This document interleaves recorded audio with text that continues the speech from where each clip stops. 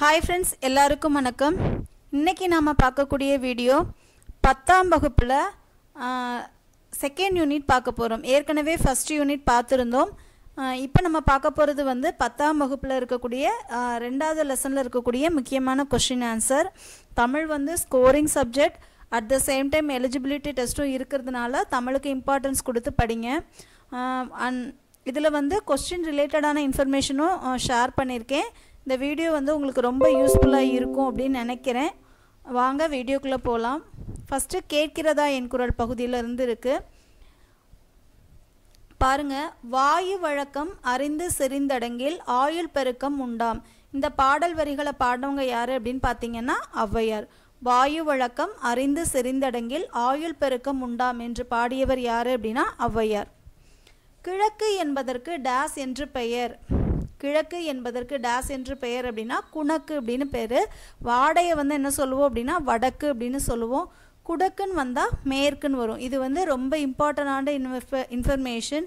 ஏன்னா புக் பேக்கில் இருக்குது, அதனால தான். அப்போ கிழக்கு அப்படின்னா என்ன சொல்லுவோம் அப்படின்னா குணக்கு அப்படின்னு சொல்லுவோம். வடக்கு வாடை, மேற்கு வந்து குடக்குன்னு வரும். சரியா? அடுத்த கேள்விக்கு போகலாமா? மூச்சு பயிற்சியை உடலை பாதுகாத்து வாழ்நாளை நீட்டிக்கும் அப்படின்னு சொன்னவர் யார் அப்படின்னா திருமூலர். ஓகே, திருமூலர் பற்றி ஒரு 2 இன்ஃபர்மேஷன். திருமூலர் எழுதின நூல் வந்து எது அப்படின்னா திருமந்திரம். சரிங்களா? அந்த திருமந்திரத்தில் வந்து எத்தனை பாடல்கள் இருக்கும் அப்படின்னா 3000 பாடல்கள் இருக்கும். சரியா? அடுத்த கேள்விக்கு போயிடலாமா? மூச்சு பயிற்சியை உடலை பாதுகாத்து வாழ்நாளை நீட்டிக்கும்னு சொன்னவர் வந்து திருமூலர். 3000 பாடல்கள் இருக்குது. நளியிரு முன்னீர் நாவாய் ஓட்டி வழித்தொழில் உண்ட உறவோன் மருக என்ற பாடல் இடம்பெற்றுள்ள நூல் எது அப்படின்னா புறநானூறு. இந்த புறநானூற்று பாடலை வந்து யார் பாடுவா அப்படின்னா சங்ககால பெண்பார் புலவர்களில் ஒருவரான வெண்ணி குயத்தியார் அவங்க பாடுவாங்க. யாரை பற்றி பாடுவாங்க அப்படின்னா கரிகால் பெருவளத்தானை பற்றி பாடுவாங்கப்பா. அதாவது நளியிரு முன்னீர் நாவாய் ஓட்டி வழி தொழில் ஆண்ட உறவோன் மருக அப்படிங்கிற பாடல் வரி புறநானூற்று பாடல் வரி. இந்த புறநானூற்று பாடல் வரியை யார் பாடியிருப்பா அப்படின்னா வெண்ணி குயத்தியார். யாரை பற்றி பாடியிருப்பாங்க அப்படின்னா கரிகால் பெருவளத்தானை பற்றி. வண்டோடு புக்க மணவாய் தென்றல் என்ற பாடல் வரிகள் இடம்பெற்றுள்ள நூல் எது அப்படின்னு பார்த்தீங்கன்னா சிலப்பதிகாரம். சிலப்பதிகாரத்தை எழுதினவர் யார் அப்படின்னா இளங்கோவடிகள். இன்னொரு முறை சொல்கிறேன், வண்டோடு புக்க மணவாய் தென்றல் என்ற பாடல் வரிகள் இடம்பெற்றுள்ள நூல் எது அப்படின்னா சிலப்பதிகாரம். அடுத்து, எந்த நூற்றாண்டில் பருவக்காற்றின் உதவியால் முசிறி துறைமுகத்திற்கு விரைவில் கப்பல் செய்யும் புதிய வழியை ஹிப்பாலஸ் கண்டுபிடித்தார் அப்படின்னா முதல் நூற்றாண்டு. எந்த நூற்றாண்டில் பருவக்காற்றின் உதவியால் எந்த துறைமுகத்திற்கு முசிறி துறைமுகத்திற்கு விரைவில் பயணம் செய்யும் புதிய வழியை ஹிப்பாலஸ் கண்டுபிடிச்சார் அப்படின்னா முதல் நூற்றாண்டு. அடுத்த கேள்விக்கு போயிடலாம். வழிமிகின் வழி இல்லை என்று புறநானூற்றில் பாடியவர் யார் அப்படின்னா ஐயூர் முடவனார். வழிமிகின் வழி இல்லை அப்படிங்கிற பாடல் வந்து எந்த பாடல் அப்படின்னா புறநானூற்று பாடல். இந்த பாடலை பாடினவங்க யார் அப்படின்னா ஐயூர் முடவனார். தென்மேற்கு பருவக்காற்று காலம் என்று அழைக்கப்படும் காலம் எது அப்படின்னா ஜூன் முதல் செப்டம்பர் வரை. அதாவது நம்ம இந்தியாவில் வந்து 70% மழை வந்து நமக்கு எதுலேருந்து தான் கிடைக்கும் அப்படின்னா தென்மேற்கு பருவக்காற்று காலம் இந்தியாவில். நம்ம தமிழ்நாடு வந்து வடகிழக்கு பருவக்காற்றில் தான் அதிக அளவு மழைப்பொழிவு கிடைக்கும். சரியா? இது நமக்கு ஜியாகிரபி ரிலேட்டடாகவும் ரொம்ப முக்கியமான இன்ஃபர்மேஷன். உலக அளவில் காற்றாலை மின் உற்பத்தியில் இந்தியா எத்தனாவது இடம் பிடித்துள்ளது? உலக அளவில், அதாவது வேர்ல்ட் லெவலில் நம்ம எத்தனாவது இடம் இருக்கும் அப்படின்னா 3வது இடம் இருக்கும். அதே தமிழ்நாட்டில் பார்த்தீங்க அப்படின்னா நம்ம முதல் இடத்துல இருக்கும். இதுவும் ரொம்ப முக்கியமான இன்ஃபர்மேஷன், புக் பேக்கில் இருக்குது. அமிலமலை எதனால் உருவாகிறது அப்படின்னு பார்த்தீங்கன்னா கந்தக di oxide, nitrogen di oxide. இது வந்து என்ன பண்ணும் அப்படின்னா மழை பெய்யும் போது நீரில் கரைஞ்சு வர்றதுனால அமிலமலை வந்து என்ன பண்ணுது அப்படின்னா உண்டாகுது. சரியா? அமிலமலை எதனால் உண்டாகிறது அப்படின்னா கந்தக di oxide, nitrogen di oxide மழை பெய்யும் போது நீரில் கரைஞ்சு வர்றதுனால. ஓகேயா? குளோரோஃப்ளூரோ கார்பன் என்னும் நச்சு காற்றை வெளியிடும் இயந்திரம் எது அப்படின்னா நம்ம வீட்டில் யூஸ் பண்ணுற ஃப்ரிட்ஜ், குளிர்பதன பெட்டி. குளோரோஃப்ளூரோ கார்பன் என்னும் நச்சு காற்றை வெளியிடும் இயந்திரம் எது அப்படின்னா குளிர்பதன பெட்டி. குளோரோஃப்ளூரோ கார்பனின் ஒரு மூலக்கூறு ஓசோன் மூலக்கூறுகளை சிதைத்துவிடும். எவ்வளவு மூலக்கூறுகளை சிதைத்துவிடும் அப்படின்னா 1,00,000 மூலக்கூறுகளை சிதைத்துவிடும். உலக காற்று நாள் எப்போ அப்படின்னா ஜூன் 15ஆம் தேதி. உலக காற்று நாள் எது அப்படின்னா ஜூன் 15ஆம் தேதி. தாய்லாந்து மன்னரின் முடிசூட்டு விழாவில் பாடப்படும் பாடல்கள் எது அப்படின்னா திருப்பாவையும் திருவெம்பாவையும். இந்த 2 பாடல்களும் தான் தாய்லாந்து மன்னர் முடிசூட்டு விழாவில் பாடுறாங்க. தாய்லாந்து மன்னரின் முடிசூட்டு விழாவில் பாடப்படும் பாடல்கள் திருப்பாவை திருவெம்பாவை.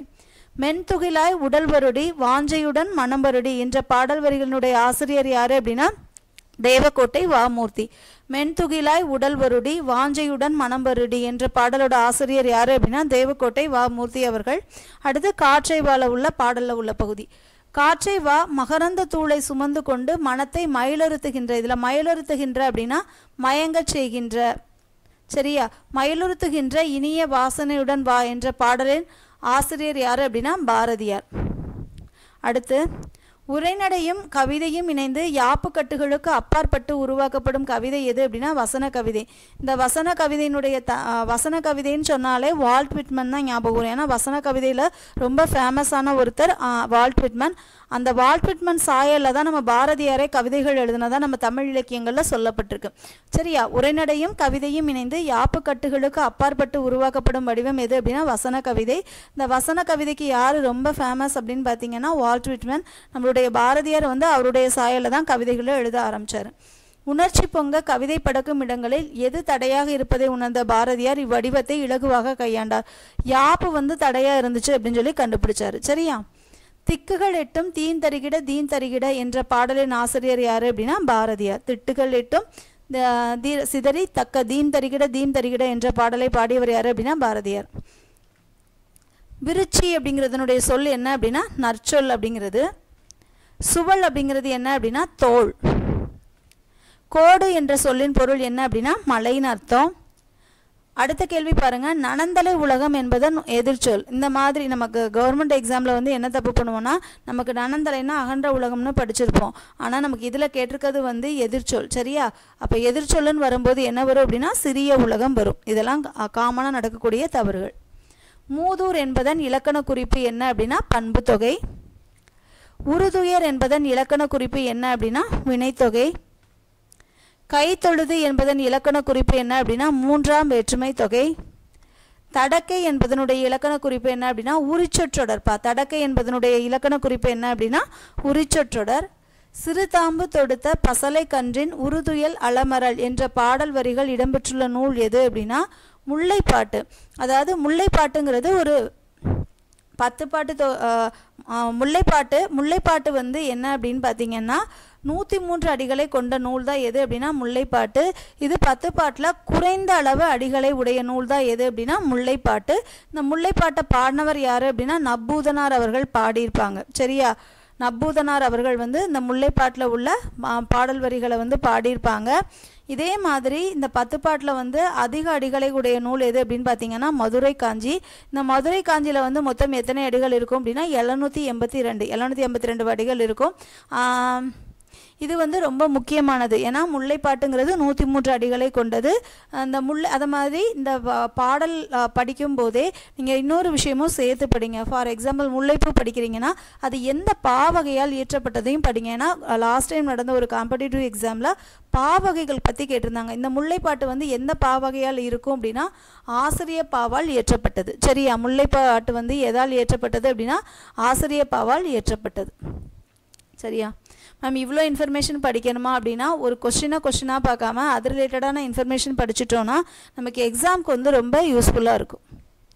முல்லைப்பாட்டில் உள்ள பாடல்களின் எண்ணிக்கை வந்து 103. 10 பாட்டு நூல்களில் ஒன்றான முல்லைப்பாட்டு எந்த பாவகையால் பாடப்பட்டது அப்படின்னா ஆசிரிய பாவால் பாடப்பட்டது. சரியா, 10 பாட்டு நூல்களில் ஒன்றான முல்லைப்பாட்டு எந்த பாவகையால் பாடப்பட்டது அப்படின்னா ஆசிரியப்பா. 10 பாட்டில் குறைந்த அடிகளை உடைய நூல் முல்லைப்பாட்டு. இது நமக்கு சரி. அதில் தவறானது எதுன்னு கேட்டிருக்காங்க. முல்லைப்பாட்டில் உரிபொருள் இருத்தலும் இருத்தல் நிமித்தமும் காத்திருத்தல். அதாவது இருத்தலும் இருத்தல் நிமித்தமும் அப்படின்னா காத்திருத்தல் பற்றி கூறுறது. இதுவும் சரி. இது காடும் காடு சார்ந்த இடம். இவற்றின் பெரும்பொழுது ஆவணி புரட்டாசி சிறு பொழுது மாலை. இதுவும் கரெக்டு. முல்லைப்பாட்டின் பூ வந்து தாளம்பூ வராது. தாளம்பூங்கிறது நெய்தல் நிலத்திற்குரியது. முல்லை நிலத்திற்குரிய பூ என்ன வரும் அப்படின்னா முல்லை பிடவம் தான்றி பூ வரும். மரம் வந்து கொன்றை கையா குருந்தம் தான். அப்போ இந்த கூற்று தான் வந்து என்ன அப்படின்னு பார்த்தீங்கன்னா தவறு. இந்த சிறு பொழுதுக்கு வந்து ஒரு ஷார்ட்கட் சொல்கிறேன். யாருக்கு மாலை வைத்து என்ன நன்மைன்னு ஞாபகம் வச்சுக்கோங்க. அதில் உள்ள முதல் வார்த்தை யாங்கிறது யாமம், மாங்கிறது மாலை, யாருக்கு? மாலை வைத்து. வைங்கிறது வைகரை, ஏங்கிறது ஏற்பாடு, நங்கிறது நண்பகல். குறிஞ்சி, முல்லை, மருதம், நெய்தல், பாலைன்னு ஞாபகம் வச்சுக்கோங்க, மறக்காது. சரியா? அடுத்த கேள்விக்கு போகலாமா? முல்லைப்பாட்டின் ஆசிரியர் யார் அப்படின்னா நப்பூதனார் அவர்கள்.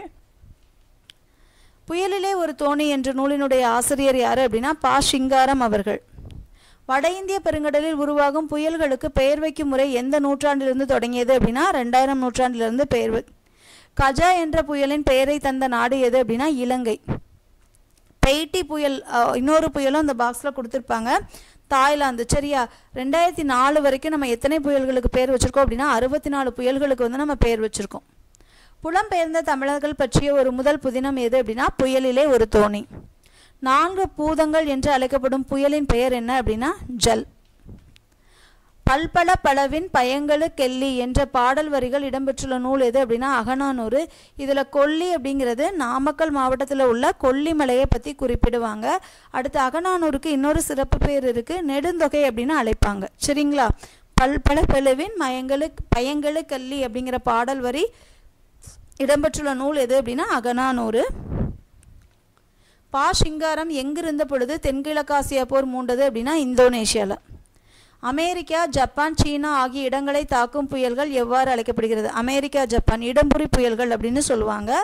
இந்த ஆஸ்திரேலியா, கிழக்கு கடற்கரை, ஹாவாய் தீவுகள் அதை தாக்கக்கூடிய புயல்கள் என்ன சொல்லுவோம் அப்படின்னா அமெரிக்கா, ஜப்பான், சீனா ஆகிய இடங்களை தாக்கும் புயல்கள் என்ன சொல்லுவோம் அப்படின்னா இடம்புரி புயல் அப்படின்னு சொல்லுவோம். சரியா? இதில் வலம்புரி புயல்ங்கிறது எதை குறிக்கும் அப்படின்னா ஆஸ்திரேலியா, கிழக்கு கடற்கரை, ஹாவாய் தீவுகள் இதை பற்றி சொல்கிறது தான் வந்து எது அப்படின்னா வலம்புரி புயல். அதுக்கப்புறம் வந்து இந்த இந்த புயல்கள் இருக்கு இல்லையா, இது வந்து எந்த விசையின் அடிப்படையில் செயல்படுது, எந்த சுழற்சி அப்படின்னா கொரியாலிசிஸ் அப்படின்னு சொல்லுவாங்க. கொரியாலிசிஸ் சுழற்சி அப்படின்னு சொல்லுவாங்க. என்ன சுழற்சின்னு சொல்லுவாங்கன்னா கொரியாலிசிஸ் விசை சுழற்சி அப்படின்னு சொல்லுவாங்க. சரி, அதாவது இந்த புயல்களினுடைய இடம்புரி, வலம்புரி அப்படின்னு வச்சுருக்காங்க இல்லையா, அதுக்கான விளைவுகளை வந்து என்ன சொல்லுவாங்க அப்படின்னா கொரியாலிசிஸ் விளைவு அப்படின்னு சொல்லுவாங்க. பார்க்கலாம். அமெரிக்கா, ஜப்பான், சீனா ஆகிய இடங்களை தாக்கும் புயல்கள் எது அப்படின்னா இடம்புரி புயல். அதே ஆஸ்திரேலியா, கிழக்கு கடற்கரை, ஹவாய் தீவுகள் அப்படின்னா வலம்புரி புயல். பா. சிங்காரம் அவர்கள் மாணவர்களின் கல்வி வளர்ச்சிக்காக எத்தனை லட்சம் ரூபாயை அளித்தார் அப்படின்னா 7.5 லட்சம் ரூபாயை அளித்தார். காலம் கடந்த பெயரச்சம்ங்கிறது எது வரும் அப்படின்னா வினைத்தொகை வரும். சிவப்பு சட்டை பேசினார் அப்படிங்கிறது அன்மொழி தொகை. சிவப்பு சட்டை பேசினார் அப்படிங்கிறது அன்மொழி தொகை. தொகைநிலை தொடர் வந்து எத்தனை வகைப்படும் அப்படின்னா 6 வகைப்படும். பாருங்க, இந்த கேள்வியில் கூற்றில் ஏதோ ஒன்று தவறாக இருக்குது, அது என்னன்னு பார்க்கலாம். இரு சொற்களுக்கு இடையிலும் இறுதியிலும் என்னும் இடைச்சொல் மறைந்து வருவது உண்மை தொகையாகும். ஓகே, இது கரெக்டு தான். உம்முங்கிற விகுதி வந்து மறைஞ்சு வரணும். சரியா? உண்மை தொகை எண்ணல், எடுத்தல், முகத்தல், நீட்டல் என்னும் 4 பெயர்களை தொடர்ந்து வரும். சரி, உண்மை தொகைக்கு எடுத்துக்காட்டு அண்ணனும் தம்பியும் தாயும் செய்யும். இப்போதான் நம்ம சொன்னோம் உம்ங்கிற விகுதி மறைஞ்சு வரணும் அப்படின்னு சொன்னோம். அப்போ இதில் அண்ணன், தம்பி, தாய், செய் அப்படின்னு வந்திருந்தாதான் இது உண்மை தொகை. இது வெளிப்படையாக வந்துச்சு அப்படின்னா இது என்னது கிடையாது, உண்மை தொகை கிடையாது. சரியா? இப்போ பாருங்க, இரு சொற்களுக்கு இடையிலும் இறுதியிலும் என்னும் இடைச்சொல் மறைந்து வருவது தான் என்னதுப்பா உண்மை தொகை. சரிங்களா? அப்போ இதுக்கு ஆப்ஷன் வந்து